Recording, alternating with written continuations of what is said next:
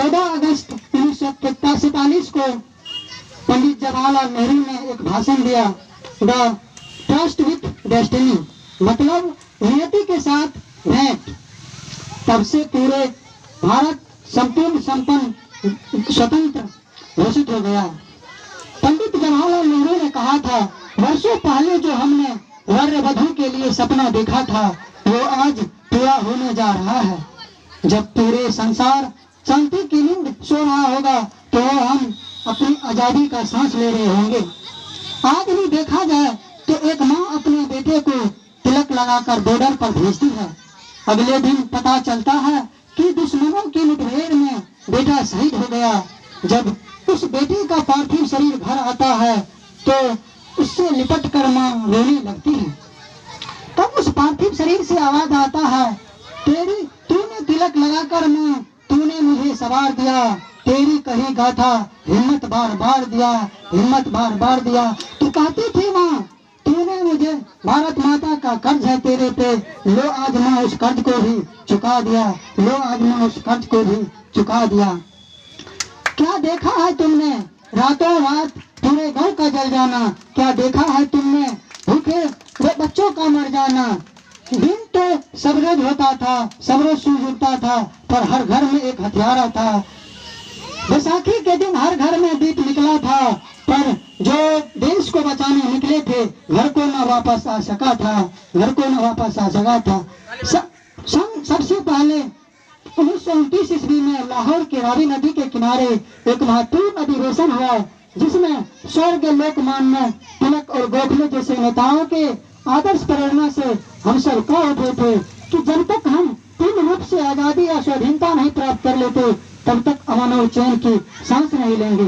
क्योंकि स्वतंत्रता तो सब चाहती है, चाहे वो पिंजरे में बंद पक्षी हो या रस्सी में बंधा पशु, सभी अपनी बेड़ियों को तोड़ फेंकना चाहती है।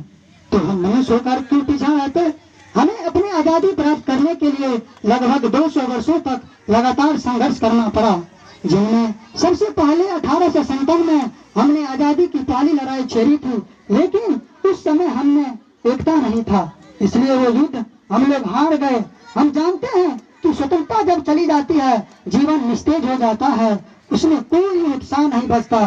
क्योंकि स्वतंत्रता यदि स्वर्ग है, स्वतंत्रता साक्षात नरक है, स्वतंत्रता संसार का सबसे बड़ा घृणा पाप है। इसलिए किसी प्रसिद्ध चिंतक ने भी कहा है, स्वतंत्रता अत्याचार और डकैती की विनाशी प्रणाली है।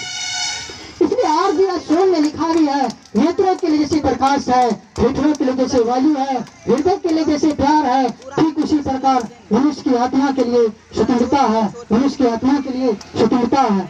इसलिए कवि ने कहा है, आंधियां नहीं जिसमें उमंग भरती है, छातियां नहीं जो संगीनों से डरती है, यह देश कभी स्वाधीनता नहीं रह सकती, यह देश कभी स्वाधीनता नहीं रहती। क्योंकि हम जानते हैं इस खोई हुई स्वतंत्रता को प्राप्त करने के लिए न जाने कितने अनगिनत नौजवान देशभक्त फांसी के तख्ते पर हंसते हंसते झूल गए। कितनी माताओं ने अपने ननिहालों की ममता की गोद से उछालकर भले लोगों को फांसी के तख्ते पर झूलने के लिए छोड़ दिए।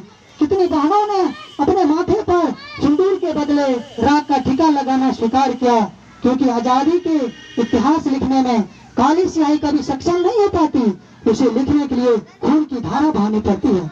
इसलिए कि जिस राष्ट्र का बच्चा सचेष्ट नहीं रहती, उसकी आजादी क्षण भर में छीन ली जाती है। झांसी की रानी ने अंग्रेजों की दांत खट्टे किए, सरदार भगत सिंह को फांसी दे दी गई, और न जाने कितने अनगिनत नौजवान देशभक्त को बेबस कर दिया गया। शायद इसलिए भारत माँ ने कह उठे, अगर दिन प्रतिदिन आंसुओं का प्रकोप इसी प्रकार बढ़ता गया तो एक दिन हम पिंजरे में बंद पक्षियों की तरह बेहोश होकर के रह जाएंगे।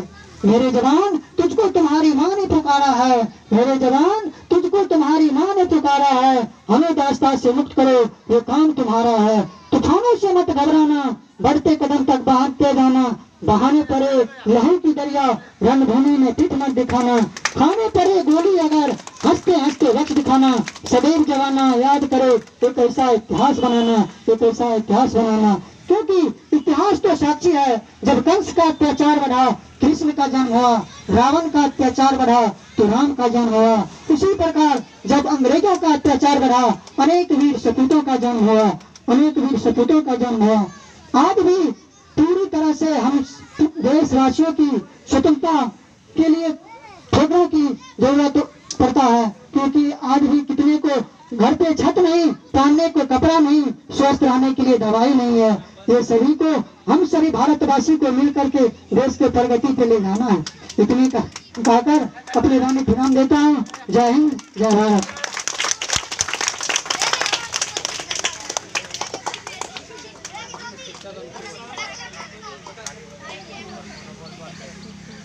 Sarji